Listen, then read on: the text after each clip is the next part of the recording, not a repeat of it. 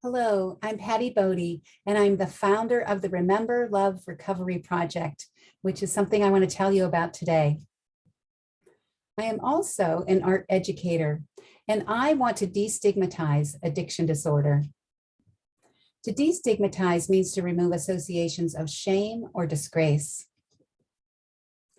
I want to destigmatize addiction disorder because 100,000 lives were lost in the USA just in the past 12 months, mostly from opioid addiction.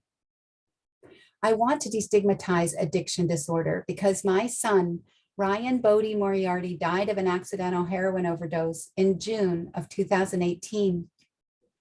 To destigmatize means to remove associations of shame or disgrace.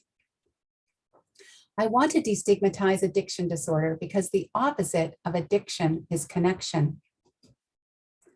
I want to destigmatize addiction disorder because the war on drugs for the past 50 years has criminalized BIPOC communities, Black, Indigenous, and other people of color, such as Latinx and Asian and other marginalized groups, criminalized those groups disproportionately, resulting in catastrophic incarceration rates. To destigmatize means to remove associations of shame or disgrace. I want to destigmatize addiction disorder because pharmaceutical companies lied about medical research. This has been widely investigated and broadly published. To destigmatize is to remove associations of shame or disgrace. I'm Patty Bode. I'm an art educator, and I want to destigmatize addiction disorder.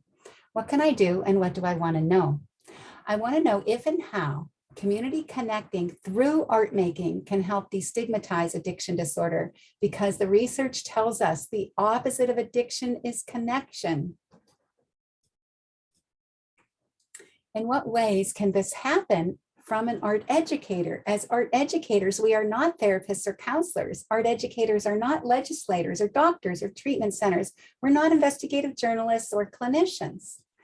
But what art educators can do is lean into the biopsychosocial model of care, model of healthcare and medical care. It's an interdisciplinary model that looks at the interconnection and intersections between biology, the medical, psychology, the therapeutic, and the socio-environmental. This is where we as art educators can help make human connection through art making. The Remember Love Recovery Project uses art making and education for human connection to destigmatize addiction disorder. So why art making and why Remember Love? This Remember Love design was created, an original design was created by our son, Ryan Bode Moriarty, and this is the linoleum block that he made it with.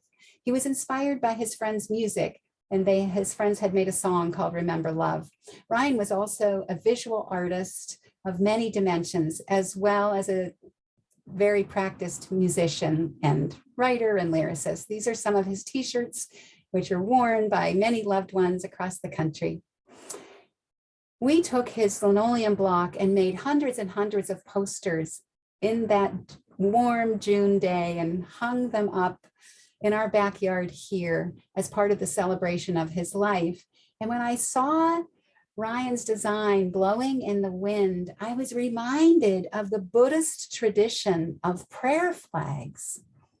And I started to think about what I had learned from the Buddhist monks that I had spoken with about prayer flags bringing strength and wisdom, and one pouring the goodwill and the spreading of compassion into the prayer flags so that they go out into the wind. And I thought, could we bring this compassion? Could we spread the notion of destigmatizing in order to save lives? Could we bring that to the recovery community? Could we spread compassion like prayer flags in the tradition that the Buddhist monks had taught me? This is at the Peace Pagoda in Leverett, Massachusetts, very close to our family's home, a place that's very special to us. So I took these ideas of Ryan's posters and the tradition in the Tibetan Buddhist tradition of prayer flags, and thought, about recovery flags. And I asked the Buddhist monks about the idea of generating recovery flags, not prayer flags, not to appropriate the Buddhist tradition, but to be inspired by. And I was given affirmation that that was a good idea and that I should move forward. How will that happen? So I started to study other community practices of inspiration and arts activism. And I was reminded when I was a young art teacher, I taught and studied and participated in the making of the AIDS Memorial Quilt. And I was reminded of Cleve Jones' activism and tens of thousands of art makers, quilt makers joining to make individual quilts, and the exhibit on the Washington, D.C. Mall that really started to turn the tide of the stigma associated with the AIDS crisis and to generate more interest in medical research that was effective. And I thought, how can we take the notion of a printmaker's compulsion to reproduce and reproduce the idea of compassion for destigmatizing addiction disorder, and thought of the idea of recovery flags? What if we made tens of thousands of recovery flags? Because this is the message that Ryan left us with, that to remember love is reproducible. Remembering love rather than bolstering blame, remembering love contrasted with contempt, remembering love as an alternative to anger can transform assumptions into action. The Remember Love Recovery Project envisions transformative choices for self-determined lives. And we invite you to join us in making recovery flags. So who, what, how, where, and when can this happen? You're invited to help destigmatize addiction disorder. The who is you and me and us and anybody and everybody anywhere. The how can be both virtually, like this on Zoom, where I and my students and the art education facilitators can help, or in person. We will travel all over the country to see you. We're completely volunteer and we run on donations. It costs you nothing for us to come and make recovery flags with you. We're already doing this. So the where is in people's homes for family gatherings, faith communities. We're already working in prisons and on playgrounds with young children and in schools, in the parking lots of malls, shopping malls, and sports centers. What is a recovery flag?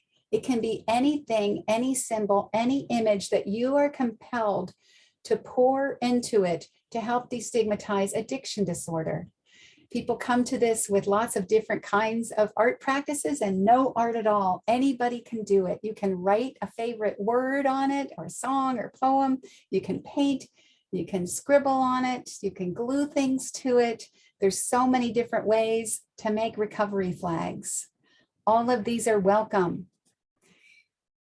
It can be something you invent. It can be something you've seen before. It can be a memory. It can be a memorializing of individual people. It's all about connecting and art making, because we know that the opposite of addiction is connection. And what would be next is we would like to exhibit your flag digitally, online, and eventually in person, exhibiting to destigmatize. Envision public spaces in your community filled with recovery flags and community art galleries, as well as online digital gallery exhibits. Envision the Washington, D.C. Mall covered with recovery flags. So the how is in person or online, because the opposite of addiction is connection. We want to connect with you. There's lots of ways to connect with us. You can pause this video and see the different ways to connect and get the information on those slides and generate this idea and reproduce the notion that the opposite of addiction is connection, because to remember love is reproducible. I also leave you at the end several slides that show the references of all the research we've done in the 4 years since our son has died, that show us that the opposite of addiction is connection, and that show us that to remember love is reproducible, and that give us the call to action to make recovery flags and to invite you to join us. We thank you so much for joining us, and please reach out and connect. Thank you.